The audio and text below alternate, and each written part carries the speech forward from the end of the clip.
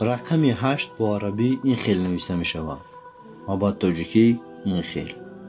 و رقم 1 هم این چونین با عربی و تاجیکی. اکنون دوستان خوب گوش کن. اکنون نظر بکن با دستی چپت همان رقم 81 رو در دستت میبینی.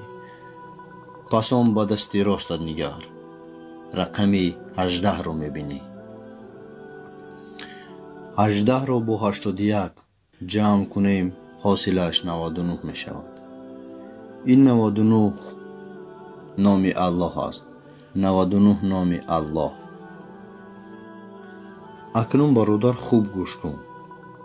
فرقیت 81 در دستی چپ و 18 در دستی راست.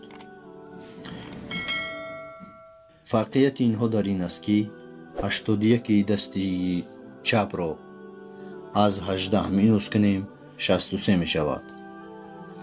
این 63 عمر حضرت محمد مصطفی صلی الله علیه و سلم است. دوستان عزیز، چیزی نفهمه شد از رسم های در روی اکران است، از اینها خلاصه برآورید. دوستان عزیز، ویدیو اگر با شما معقول شد حتما در ویدیو لایک مانید تا دوستان دیگر هم با خبر باشند. تا ویدیوهای آینده سربلند و پیروز باشید دوستان.